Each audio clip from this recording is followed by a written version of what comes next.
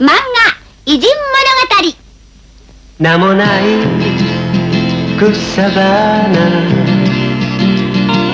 虫けらたちを愛し育てた人がいた。自分を犠牲にふるさと国を戦い守った人もいた。後に続け青春たちよ、後に続け遅くはないさ。急ぐことは難しいが、時に振り返ることはもっと難しい。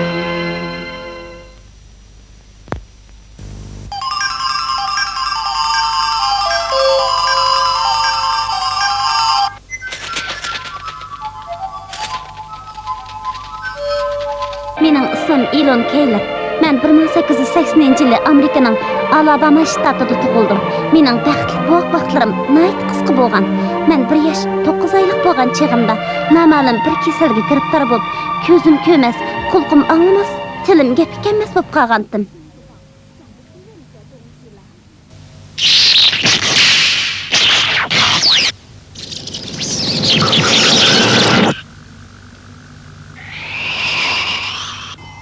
Ammo dastlabda men o'zimning bir bechora bo'lib qolganligimni ancha his qilmabdiman. Chunki men u kasalga giribtor bo'lganda hech nimani uqmaydim.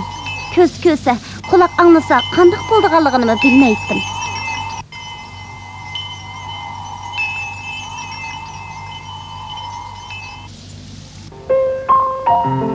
Dadamning nihoyat cho'ng bir dehqonchilik maydoni bor edi. Shunga bizning hal o'qitimizmi alayda yaxshi edi. Men kichigimda nihoyat ekanman. Nima qilaman desam, shu tayyorkan. Odam uchun ovozsiz va yo'riqlik bo'lmagan dunyoda yashash haqiqatan cho'ng bir baxtsizlikkan. Ammo men uchun bu hech qanday qo'rqinchli ish emas edi. Chunki men boshqalarni o'zimga o'xshash deb qaraydim. Men o'zimning baxtsizligini mundaq bir kichik ishdan boshlab his qilishga boshladim. Bir kuni kechda men dadam bilan opamning qo'l bilan emas, til bilan fikr almashtirayotganligini, ya'ni o'zaro paranglashayotganligini bildim. Men gap qilishning men uchun qanchalik ahamiyatga ega ekanligini faqat tushunmagachga ichim bak titildab ketdi. Shuningdan keyin mening kallamga menmi og'zimni midrasam gap qila olmayman-ku deydigan bir shirin xayol kechib, og'zimni midirtib baqdim. Ammo men mag'lub bo'ldim. Men og'zimni har qancha cho'ng ichibmi, hech qanday suvan chiqarolmadim. Dadam bilan opam meni bag'riga ching besib, nimishqidir ko'z ish qilishdi. Men shu chaqda ondan boshqalarga o'xshamaydiganligimni his qilishga boshladim. Men boshqalarga haqiqatan o'xshamaydim. Hamda buning sababini bilmaydim. Men yolg'izlik his qilgan sari bu ishlarning tigi yetolmayotdim. Men til bilmasa qanday bo'lganligini mana endi tushunib, ko'nglim qattiq sarasimga tushgan edi. Ammo ayni vaqtda menga o'xshash bir qarg'u qasqi so'zlashni kimmi o'rgatalisin? Men jili bo'lishga boshladim. Men stakan, potolka va o'rindiqlarni chiqish orqali ish pushig'imni chiqaratdim. Bu chaqda opam menga bir yog'och qo'nchoq yasab berdi. Bu xuddi menga o'xshash ko'zi, quloqi va tili qog'a kelmaydigan qo'nchoq bo'lib, bu mening birdan bir do'stim edi.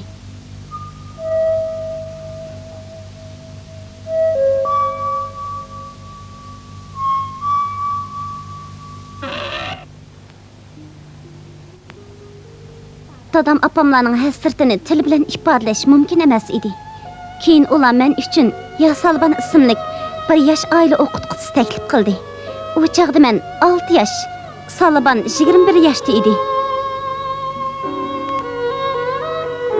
Anglasam, Salban muallim Darıltamda cho'ng bo'lgan ekan.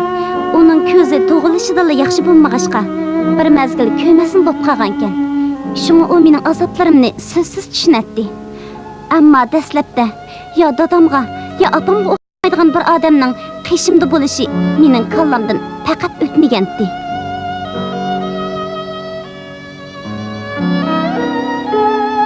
Muallim mening alqınımga yağaş qo'nchaq degan so'zni yozdi. Andan menga yağaş qo'nchaqni tutqizib, yağaş qo'nchaq degan so'zni o'rgatdi. Men aslimi so'zning nima ekanligini bilmaydim. Shunga ko'nglimda bu bir o'yin o'xshaydi deb o'yladim. Muallimning qo'li midirdi. Men yağaş qo'nchaq uztilgan hamon muallimning alqiniga yağaş qo'nchaq degan xatni yozganligimni uqdim. Ammo men buning ma'nosini tushunmaydim. Muallimning bu chaqdagi xo'shalligini sifatlash mumkin emas edi. Men hayron bo'ldim va muallim g'alit odam ekan deb o'yladim.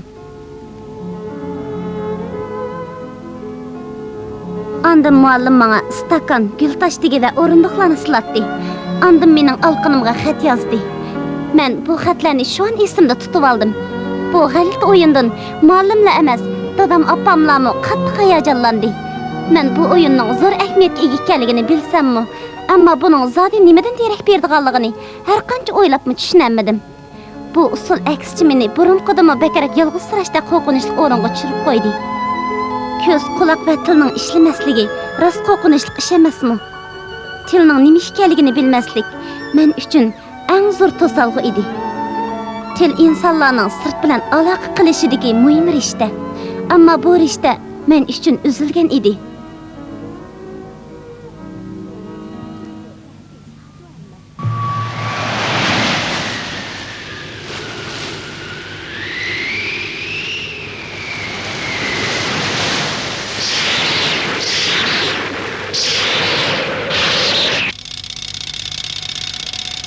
Uzun o'tmay, men bu jahonda o'zimning yolg'iz ekanligimni, menga yekigan o'tadiganligimni to'liq tushundim. Men butunlay cho'ng bo'ldim. Muallim nima qiling desa, shuni qildim. Kaynimdan ishtarsa mangdim. Pastga bossa o'ltadim. Men bu harakatlarni o'zimga yangi signal bergichilik qayta o'rinladim. Bir kuni muallim meni sayohatga olib chiqdi.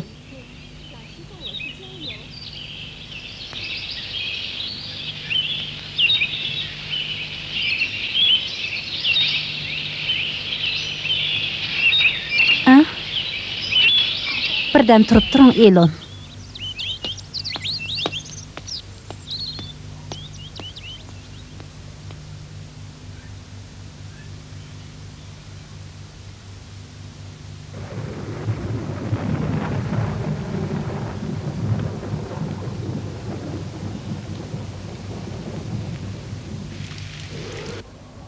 Men atrofimdagi muhitning butunlay o'zgarganligini, havoning ig'irlashib ketayotganligini his qildim. Tuyuqsiz yomg'ir yog'ishga boshladi. Men daraxtga texnik ching chaplashdim. Chunki men qo'rqqanimdan o'nligirak nafas olishga jur'at qilolmayotgandim. Bu chaqda men ichimda ixtiyorsiz "Dada, apa" deb chaqirdim. To'g'ri, bu mening sog'lom vaqtlarimda esimga ilib olgan so'zlar edi. Mening uzun vaqtdan beri esimdan ko'tarilib ketgan bu ishlar mana endi tuyuqsiz esimga tushyotdi. Shunda qilib men daraxtga chaplashgan holda bu sirlarning yashilayotganligini his qilishga boshladim. Odam va shaylarning hammasining o'ziga xos ismi bo'ladi ekan. Yog'och qo'nchaq, stakan va o'rindiq deganlarmi shaylarning ismi ekan.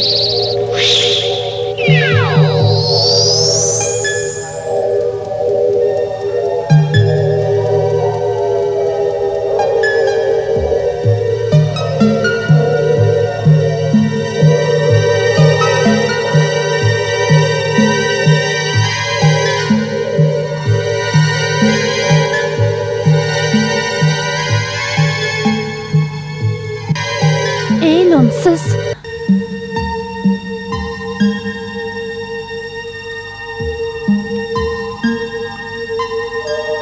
shuningdan keyin men boshqa bir odamga o'xshab qoldim.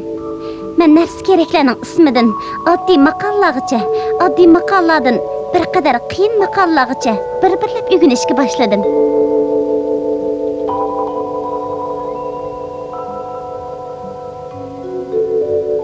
Xo'shallik hissiyotimni til bilan ifodalashga ojizlik qilatdim. Bu tuyg'uni har qanday odamning meningdek cho'nqir his qila olishi notayin. mening ko'zim, qo'lig'im va tilimni umr bo'yi burunqi holatga akilishi mumkin emas edi. Ammo men tilni tushungandan keyin tashqi dunyoni aniq ko'rgandek va aniq anglagandek bo'ldim. Salban muallim butun umrini menga beg'ishlagandi. Muallim menga tashqi dunyoda uchratgan jimi narsalarni to'liq bilganga qadar o'rgatdi. Men muallimdan siz nimishqa men uchun muncha vala ko'p jafo cheksiz deb so'rsam, u mundaq dedi. Chunki mening sizga muhabbatim bor, Elon. Muhabbat degan nima? U nada? U meshada, Elon. Ko'p-ko'p soqiyotgan narsaning o'zi muhabbatmi? Yo'q, u emas. Muhabbatni ko'z bilan ko'rgili, qo'l bilan tutqili bo'lmaydi. Ammo u mavjud narsa. U xuddi quyosh nuriga o'xshaydi. Buni hamma odam biladi. Illiq nurni ko'z bilan ko'rgili, qo'l bilan tutqili bo'lmaydi. Ammo siz uni xuddi konkret narsani ko'rgandek cho'qim his qila olasiz. Muallim menga muhabbatning hamma odamning ko'nglida bo'lganligini, hamda uning quyoshdek parlaq nur sochadiganligi to'g'riliq ta'lim berdi.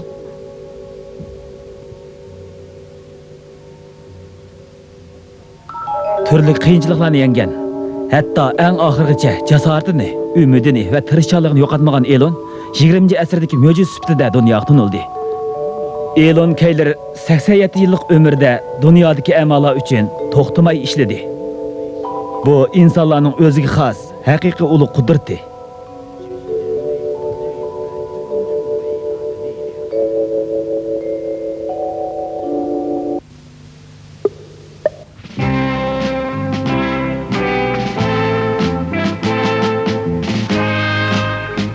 Do'stlar, bu xaritaga o'xshash bo'lib-bo'lib turgan rasmlarning o'zi nima? Endi mana qarab boqaylik. Toz inchiklab qaraydigan bo'lsak, bu Yaponiyaning xaritasiga biroz o'xshab qoladi. Mana bu burunqlarning tasavvuridagi Yaponiyaning xaritasi. Endi mana ko'raylik. Bumi Yaponiyaning xaritasi, ammo buning shakli bakli g'alati. Yaponiyaga biroz o'xshaydi-ku deyman. Durust. Yaponiyaning xaritasi mana endi ko'z oldimizda gavlandi. Do'stlar, sizlar Yaponiyaning bu to'g'ri xaritasini kimning chizganligini bilamsizlar? Buningdan taxminan 180 yil ilgari bir boy o'tda qizg'inlik va zo'r jasorat bilan butun Yaponiyani aylanib chiqib, oxir bu eng dastlabki Yaponiyaning to'g'ri xaritasini chizib chiqqan u kishining ismi Yayoi Nakaso edi. 1, 2, 3, 4, 5, 6, 7, 8, 9, 10, 11, 12, 13, 14, 15. 91, 92, 93, 94, 95, 96, 97, 98, 99, 100.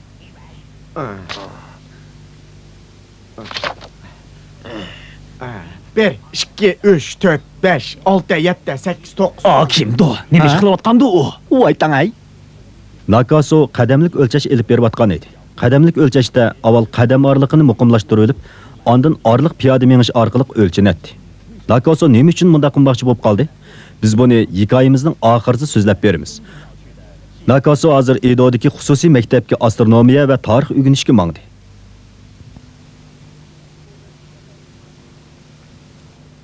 U o'lchigich apandi hozirlikdidu. Xayrli sahar. Siz vaqtga nihoyat obdoroyi qilgansiz. Men sizga qo'l qo'ydim. Bu qanchalik ishda qadamlik o'lchash badanga aytib foydali. Bayni o'lchigich apandining o'zi. Nima dedingiz? Ish nima? Salomatligingizga ta'sir etami? Salomatligingizga ota-onamning iltifoti bilan mening salomatligim nayt yaxshi. Demisimi bu bir muhim ish. Nakasoning uyidan xususiy maktabga piyoda manganda 1 soatda aran bog'li bo'ladi. Nakaso xususiy maktabga har kuni piyoda boradi hamda yo'lni qadam orqali o'lchab mangadi. Shun kishilar uningga o'lchigicha apandim deb laqab qo'yib olgan edi. Nakaso butun ishtiyoqi bilan o'lchash elib bordi hamda tarix va astronomiya fanlarini tirishib o'rgandi. Bu chaqda Nakasoning yoshi 50 ga berib qolgan edi. Ammo muallimi uningdan 20 yosh kichik edi.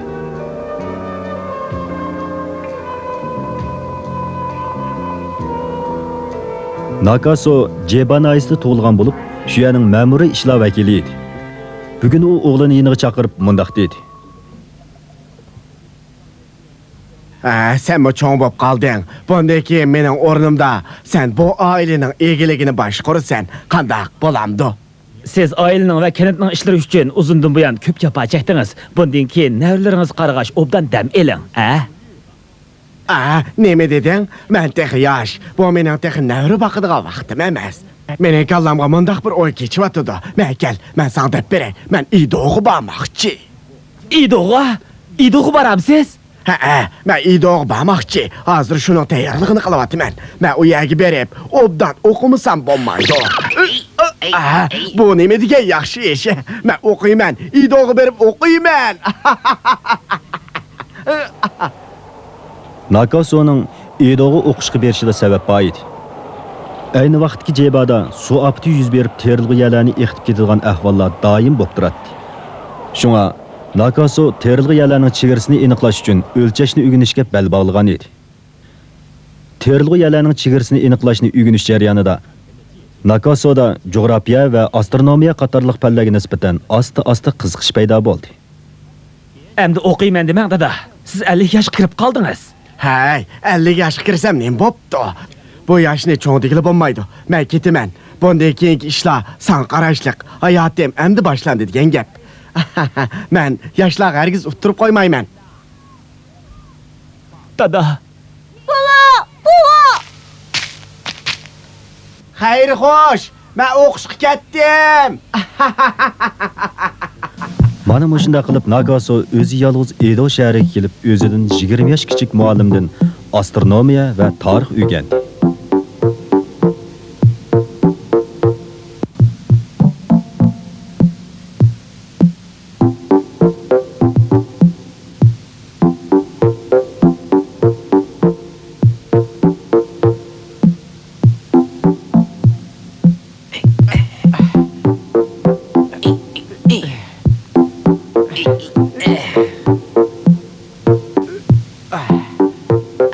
Mushundaqla qilay. Nakaso o'rganishga qattiq beriladi va ba'zida odam o'ylamagan ishlarni qilib Apla, çatak boldu. Göz tuş vakti ketadigan boldu. Chaqqan baray. Efendim! Efendim! Nima çaldırak adamsınız? Başka nasıl yapmadınız mı size? Mening oyog'im nima Qara uni. To'xtabdi de. To'xtadi. Yani yağdı. To'xtadi. Yani yağdı. To'xtadi.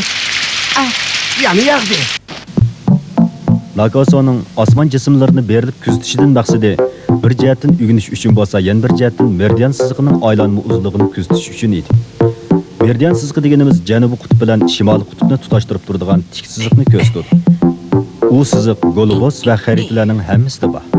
Bunda qilganda yer sharidagi ma'lum o'rinni yoki orliqni to'g'ri o'lchagli bo'ladi. Nakaso butun Edo shahrini aylanib chiqdi. Nakasoning iqtidorini joriy qildirgan payt endi kelgan edi. Bu chaqda Yaponiyaning siyosatida bekinimchilik bak ig'ir edi. Shunaqdimi Yaponiyaning atrofidagi dengizda pat-pat chet el kemilari paydo bo'lib qoladi. Shimoldagi dengizga Rossiyaning kemilari savdo qilish uchun keladi. Hey, soğudu kaç turaylı! Bomuz dövdüğüler tüküşüdü! Bakofu cho'chib ketdi. Davlatning mudofaasini kuchaytirish uchun uning qo'lida cho'qim inchki ishlangan xarita bo'lishi kerak edi. Shunga Nakaso efendi! Xo'sh xabar. Bakafo sizga butun mamlakatni o'lchab chiqishga ruxsat qildi. Efendi! Efendi, yani bir dana. Yani bir dana. Nakaso efendi Yaponiyaning xaritasini sizib chiqsin deydi. Bu Bakafo'niki o'z og'zi bilan degan so'zi.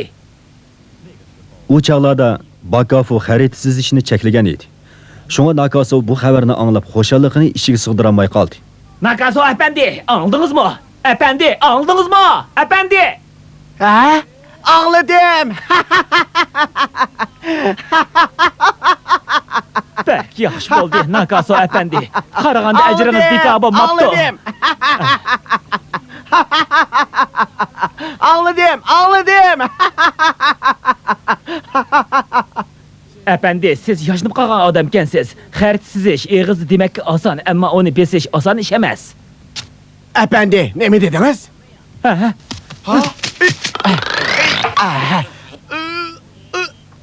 Ben karına ve yaşlığa herkes utturup koymayman, ha? Nakaso efendi. Özünüzni astırsanız bo'g'idek. Efendi, siz menden ensirmey, özünüzden ensiren. Bunu başqalarıma öğütün. Benim nahayeti mühim narsa. Sizden köyünginizge köp rahmet. Efendim, sizge köp rahmet. Nakaso efendi.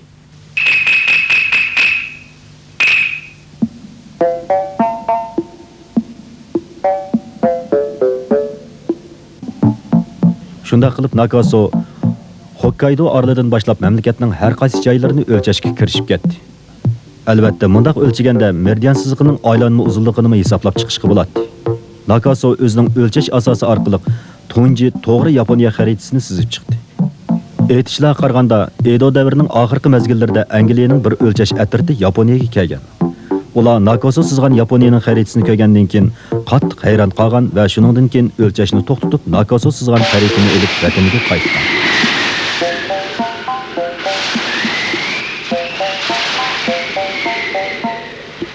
Nakasoning butun mamlakatni o'lchishi uchun 17 yil vaqt ketgan. Demak, Yaponiyada uning oyog'i tegmagan joy qolmagan.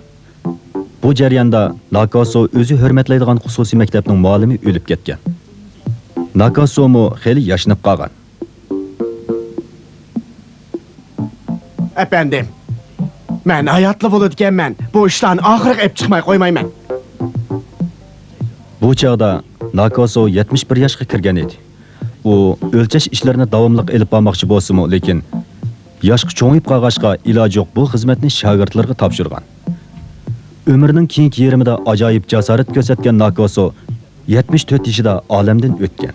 O'zining vasiyatiga asosan uning jasadi u o'zi hurmatlaydigan xususiy maktabning muallimining qishiga dafn qilingan.